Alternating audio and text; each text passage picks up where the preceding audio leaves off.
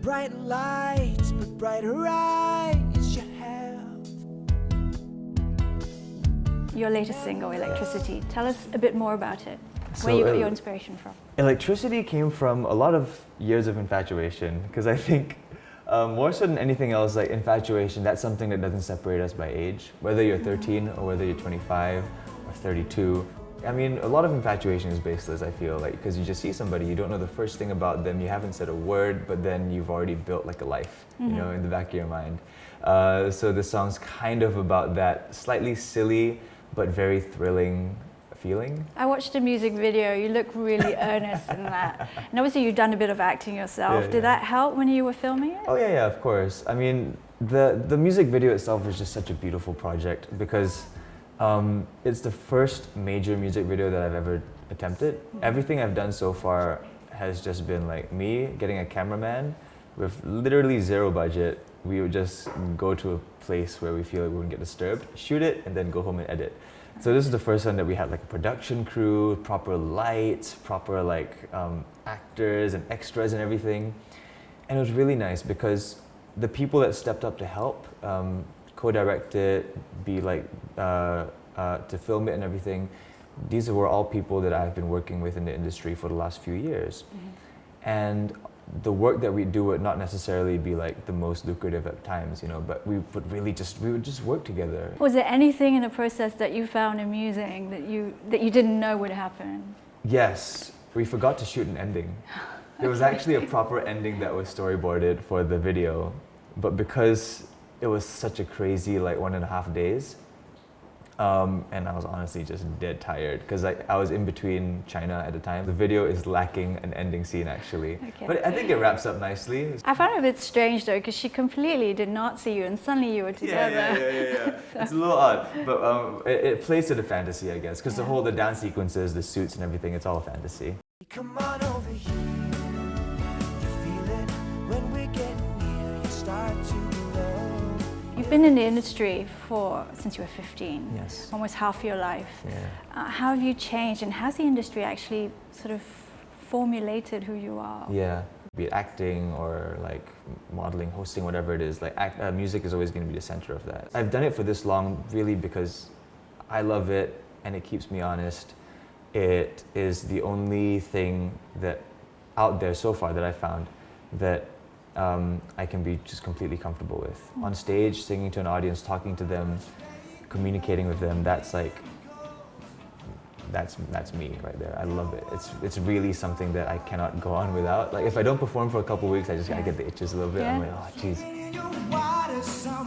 Your most memorable and worst moments so far in more than 10 years? The worst ones are when there's no applause in between songs and you don't know what to do with yourself. You just kind of stand there like, all right, next one. And there's been like more than a handful of those. But those keep you humble, you know, those keep you in check. If you have good gigs back to back, you know, I feel like your head gets a bit big. So looking at your background, you're obviously from quite a privileged family.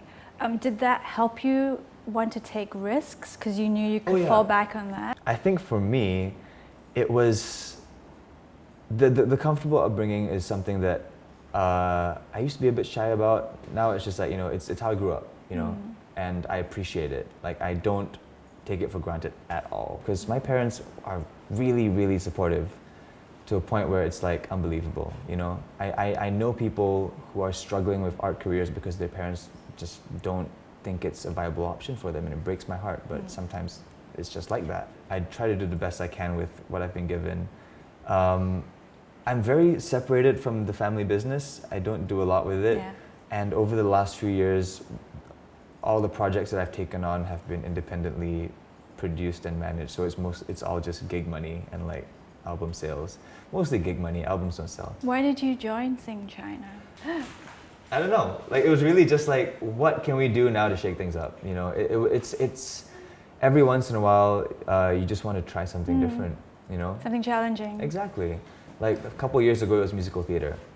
Last year, it was a TV show. This year, it's a singing competition. It's really just like, what can you do to like keep life just a little bit more interesting and keep things fresh? And that usually means I throw myself into the deep end. And I think this might be the deepest end I've thrown myself into, because I am now semi-famous in a country that I barely speak the language in. So, I mean, I speak Chinese, but not well enough. Why did you choose Jake? The other judges, they have huge skill in like vocal technique, performance, really like being able to sell performance really well. But Jay, for me, what he had was like, he's able to have such a high output in songwriting, the work ethic behind consistently writing and like trying to be relevant in your writing, and just like, you know, that aspect of it has always just intrigued me. So like, you know, I don't know if I'll be able to get it out of him throughout the entire mentorship process, but you know, just to be around that kind of drive would be nice. What are you working on now? Right now it's finishing up the EP, getting the songs nice and polished. Of course, it's mentally preparing myself for what is to come in China. Yeah. And other than that, just taking it day by day. I mean, it's getting weirder by the day, but you know, we'll see how it goes. Okay, so we're going to do this quick fire. Let's go. Yeah. Your nickname your friends or parents gave you? Turd. Turd. Okay, we won't go into that. Okay. Choose one superpower you would like. Flight. Oh, that's a cop out. 1 second. Bouncy feet. Best thing about turning 25? Oh, there's no good things about it. People expect so much of you when you're 25. 2 words to describe yourself. Easygoing. Is that 1 word or 2 words? Is that hyphenated? It's hyphenated. Okay, easygoing. We'll let it go. Okay, we'll count it. Star Wars or Star Trek?